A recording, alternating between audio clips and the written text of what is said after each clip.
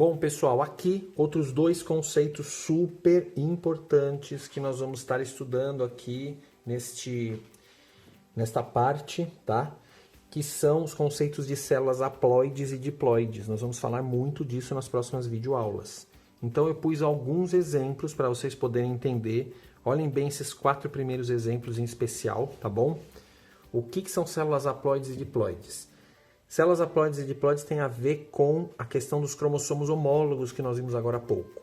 Então, se uma célula tiver cromossomos homólogos aos pares dentro dela, então se ela tiver pares de cromossomos homólogos, nós dizemos que essa célula é uma célula diploide, representada por 2N, tá? Agora, se esta célula ela tiver apenas um representante de cada tipo de cromossomo homólogo, nós dizemos que esta é uma célula haploide e ela é representada pela letra N. Então, por exemplo, reparem aqui. Esta célula tem cromossomos 1, 2, 3, 4. Reparem que os cromossomos destas células, os cromossomos aqui, estão simples, tá? Isso é importante observar. E reparem que ela possui um desse aqui, um desse aqui, um desse aqui e um desse aqui. Não tem par nenhum aqui. Agora olha aqui embaixo. A célula tem 1, 2, 3, 4, 5, 6, 7, 8 cromossomos. Reparem que os cromossomos também estão simples. Eles não estão duplicados com 2 cromátides cada um, tá? Os cromossomos estão simples. E aí você vê que aqui esses cromossomos estão formando pares. Para esse verde tem o parzinho de homólogo dele aqui. Para esse aqui tem o par dele aqui. Aqui e aqui, aqui e aqui. Então aqui esta célula apresenta pares de cromossomos homólogos. Isso é uma célula diploide. Aqui tem um de cada tipo de homólogo. Isso é uma célula haploide, tá? Então aqui é uma célula haploide. E aqui é uma célula diploide. E aí existe uma forma de nós representarmos células haploides e diploides. Nesse caso, é uma célula com 1, 2, 3, 4 cromossomos no total. E sendo uma célula haploide, nós vamos utilizar a representação de uma célula N. Então, esta célula nós podemos dizer que é uma célula N, que é haploide, com um total de 4 cromossomos, N igual a 4. Tá? Por outro lado, esta célula aqui, ela é diploide, porque ela tem os cromossomos aos pares. Então, nós dizemos que ela é uma célula 2N. E é uma célula 2N contendo 2, 4, 6, 8 cromossomos no total. Então, é uma célula 2N igual a 8. Isso seria a fórmula cromossômica desta célula que está aqui, tá? Agora, reparem, qual a diferença desta célula que está aqui para essa que está aqui? A única diferença é que nesse caso todos os cromossomos aqui estão simples e aqui todos os cromossomos estão na forma duplicada. Todos eles são formados por 2 cromátides unidas entre si pelas regiões dos centrômeros, tá? Então aqui os cromossomos estão duplicados. E isso vale para esta célula, essa e essa, tudo com cromossomo duplicado. Só que olha o detalhe. Isso aqui é uma célula haploide ou diploide. Este cromossomo tem algum par para ele? Não. Tem algum par para ele? Não. Tem algum par para ele? Não e não. Então, isto aqui tem um representante de cada homólogo. É uma célula N com um total de 4 cromossomos. Então, isto é uma célula N igual a 4 e isso também. Só que com a diferença de que aqui os cromossomos estão simples e aqui os cromossomos estão duplicados, tá? Mesma coisa aqui embaixo. Reparem que aqui também os cromossomos estão duplicados, certo? E nós temos cromossomos aos pares de homólogos. Aqui tem o parzinho de homólogo aqui, aqui o parzinho de homólogo aqui e assim por diante, certo? Como os cromossomos estão aos pares de homólogos, esta célula é uma célula 2N, diploide, com um total de 1, 2, 3, 4, 5, 6, 7, 8 cromossomos. Isso também é uma célula 2N igual a 8, com a diferença de que aqui os cromossomos estão simples e aqui os cromossomos estão duplicados, tá? E aí, eu pus mais 2 exemplos adicionais só para a gente entender bem, ficar bem claro, né? Se você tivesse que pensar aqui, qual é a fórmula cromossômica desta célula? Para um pouquinho o vídeo, olha bem para ela e pensa. Aqui também, olha bem para essa célula e pensa, qual a fórmula cromossômica dessa célula? Então aqui, tem um cromossomo de cada. Então é uma célula haploide N com um total de 3 cromossomos. Isso aqui é uma célula haploide N igual a 3 com os cromossomos duplicados, tá? Essa célula, ela tem os cromossomos aos pares. Tem 2 desse e 2 desse. É uma célula 2N com um total de 1, 2, 3, 4 cromossomos. É uma célula 2N igual a 4 com os cromossomos também duplicados. Tá bom? Então eu espero que com isso vocês tenham entendido bem aí os conceitos de células haploides e diploides, super importantes. Se tiverem alguma dúvida, me procurem, leiam sobre isso. Essencial para os próximos assuntos que vamos estudar, tá bom? Bom, pessoal, para finalizar, eu vou comentar com vocês aqui 2 conceitos também muito importantes, né? Nós vamos comentar bastante sobre eles. Conceito de cariótipo e genoma, tá? Então eu vou dar uma lida para vocês aqui nesses conceitos, e na sequência eu vou mostrar uma imagem para explicar melhor um pouquinho o significado de cada um deles. Então, cariótipo diz respeito ao conjunto de características relacionadas aos cromossomos de uma espécie, tais como o número de cromossomos da espécie, o tamanho dos cromossomos e a forma desses cromossomos, especialmente a posição dos centrômeros desses cromossomos, tá? Enquanto que o genoma diz respeito ao conjunto de todas as informações hereditárias contidas na célula, como se fosse aí pensar no conjunto de todos os genes daquela célula ou de uma espécie.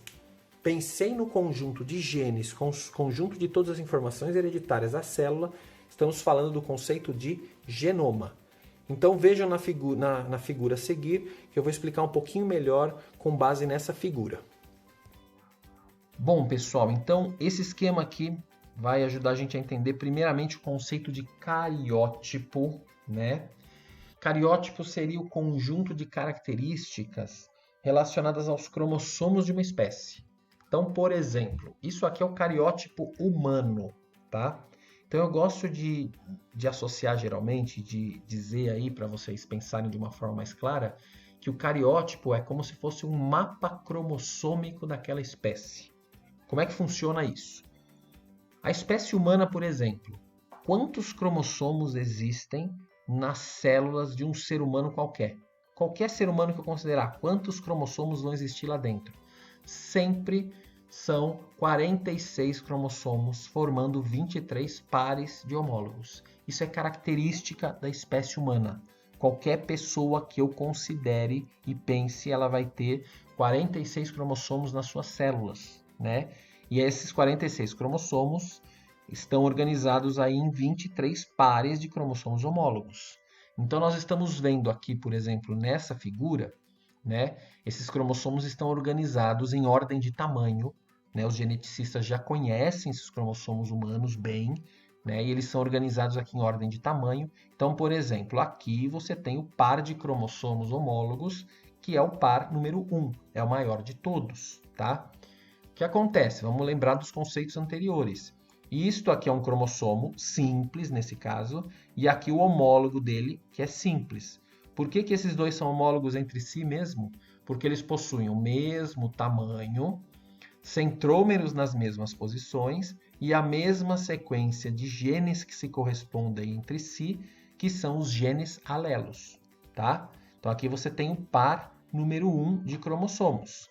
Aí, se você olhar aqui tem o par número 2, né? Na sequência aqui o par número 3 e assim sucessivamente, tá? E aí, no caso da espécie humana, até o par número 22, que é o menorzinho de todos aqui, os cromossomos são todos iguais entre mulheres e homens, né? Homens e mulheres têm os 22 primeiros pares todos iguaizinhos entre si em termos de tamanho forma, né? E são 22 pares de cromossomos. Agora, o 23º par de cromossomos é um par de cromossomos que caracteriza o sexo. E existem aí dois tipos possíveis de cromossomos que vão caracterizar os sexos. Um cromossomo maior, que é chamado de cromossomo X, e um cromossominho menor, que é chamado de cromossomo Y. O que acontece é que, quando você tem uma pessoa aí do sexo feminino, ela vai apresentar 2 cromossomos X como sendo seus cromossomos sexuais. E quando nós temos um indivíduo do sexo masculino, ele vai ter um cromossomo X e um Y. Então, no caso, este cariótipo que está sendo mostrado aqui, ele é um cariótipo de um indivíduo do sexo masculino, tá? Então, isso mostra para vocês aqui um cariótipo da espécie humana, o mapa cromossômico. O número de cromossomos da espécie humana, 46, 23 pares de homólogos. O tamanho dos cromossomos, todas as pessoas possuem esses cromossomos com esses mesmos tamanhos, isso não varia de pessoa para pessoa. Além da forma, se você olhar a posição do centrômero, por exemplo, do cromossomo 4, né? E olhar a posição do centrômero do homólogo dele, é a mesma. Além do que, para todas as pessoas, sempre esse cromossomo 4 vai ter o mesmo tamanho e a mesma forma, tá bom? Agora, o outro conceito que eu tinha associado aí a cariótipo para vocês foi o conceito de genoma. Então, vamos lembrar do que nós falamos agora há pouco, que cada cromossomo homólogo, vamos olhar um pouquinho no cromossomo número 1, imagine que nessa posição do cromossomo 1 exista um gene qualquer que determine uma característica do teu corpo. Por exemplo, se você vai ter o cabelo encaracolado ou liso, tá? Se você olhar na mesma posição deste cromossomo, só que o homólogo dele, você vai ter um gene para a mesma característica. Então, eu falei agora há pouco que esse par de genes entre si forma um par de genes alelos, certo? Se aqui no cromossomo 1 você tem um gene que determina se seu cabelo vai ser liso ou encaracolado, e aqui você tem o seu alelo, na verdade todas as pessoas vão ter nessa posição do cromossomo 1 um gene para a mesma característica. E aí lembrem, um cromossomo é uma sequência de genes alelos, o homólogo dele tem a mesma sequência de genes que se correspondem para as mesmas características. Isso vale para o cromossomo 1, para o par de cromossomos 2, 3, 4 e assim sucessivamente, tá?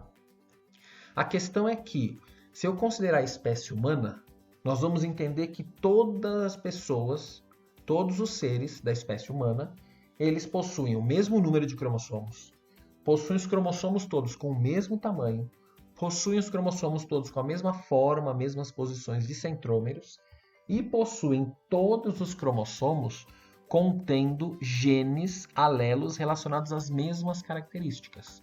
Então, vamos dizer que aqui eu tenha um gene alelo qualquer e aqui eu tenho o par dele, tá? Se esse par de genes alelos diz respeito, por exemplo, ao meu tipo de sangue, tá? Então, em qualquer pessoa, nessa posição do cromossomo 3, vai ter o gene relacionado ao tipo de sangue. A característica que esse gene determina é a mesma em todas as pessoas. E aí vem a pergunta: o que faz então 2, 3, 4 as pessoas serem diferentes entre si?